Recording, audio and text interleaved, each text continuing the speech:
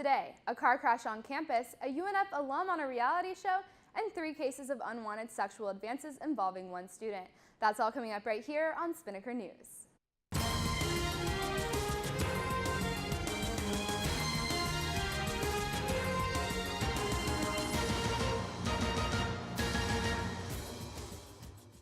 Hello Ospreys, I'm Taylor Johnson. You're watching Spinnaker News on Spinnaker Television. At around 6:08 last night, a UNF student was involved in a car accident when she suffered a seizure while at the wheel. The student was driving southbound on Alumni Drive when she swerved across the other side of the road. According to UNF PD, she ended up in the grass near a wooded area. The vehicle had limited damage. Police at the scene removed the student from the car and her family quickly left with her. Her status is currently unknown. UNF alumna Tracy Durakis is a contestant on season 19 of the ABC reality show The Bachelor. The 29-year-old is in competition with 29 other women for the heart of Bachelor Chris Soules. She graduated with a degree in elementary education from UNF in 2007. According to ABC, she left her job as a 4th grade teacher at Royal Palm Beach Elementary to join the show. On the season premiere on January 5th, Durakis made it past the first rose ceremony to ensure herself at least 1 more week on the show. As season 19 continues, Durakis will compete for Soules' hand every week on ABC Mondays at 8 p.m.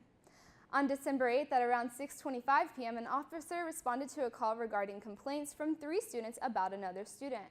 The student was making unwanted sexual advances against them. According to UPD, the first witness, a 19-year-old male, told the officer that in October, the subject invited him to his dorm room.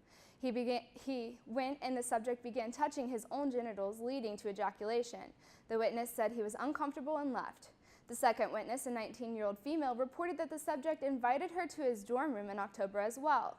He attempted to place his hands down her pants. She then made him stop, but he proceeded to touch her outside of her pants. She was uncomfortable, so she left. The last witness, an 18-year-old male, reported that the subject gave him a back massage and he became uncomfortable when the subject was massaging near his waistline. He then left the dorm. When the officer asked the subject, he reported that he was intimately involved with a male and female witness and that the other male witness was just a friend. The officer recommended he be sent to student conduct. All right, Ospreys, it's time to see if this cold weather is going to last a little bit longer. Let's toss it on over to Heidi Andrada.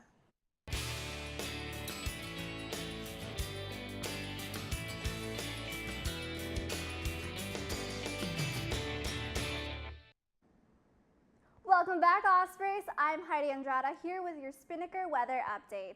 Currently, we are in a freeze warning and wind advisory until 10 p.m., so prepare your winter outfit because it feels like winter is coming.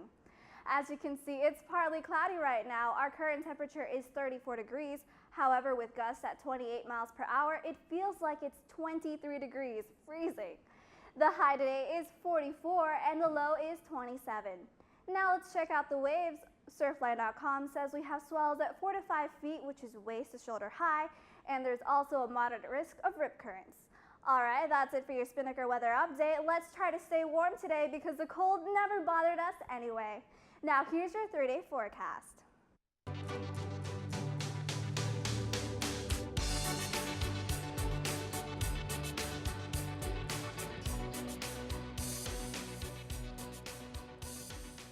Thank you, Heidi. And now for your sports report, here's Alex Kratz.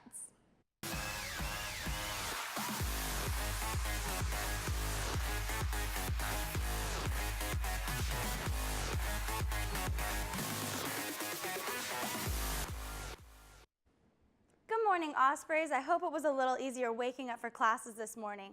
I'm Alex Kratz with your Spinnaker Sports Report.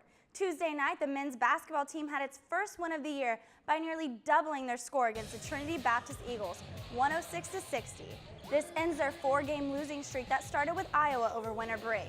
This win leaves the Ospreys with the most non-conference wins in school history as a D1 program. Head coach Matt Driscoll said that this 46-point win is just what the team needed heading into the start of conference play. Also with a win on Tuesday, women's basketball finished their first overtime game since 2012 with a 63-62 victory over UMKC. This leaves the Ospreys with a 3-year winning streak on their non-conference finale. Both the men and women's teams kick off conference play against crosstown rival JU in the River City Rumble this Saturday.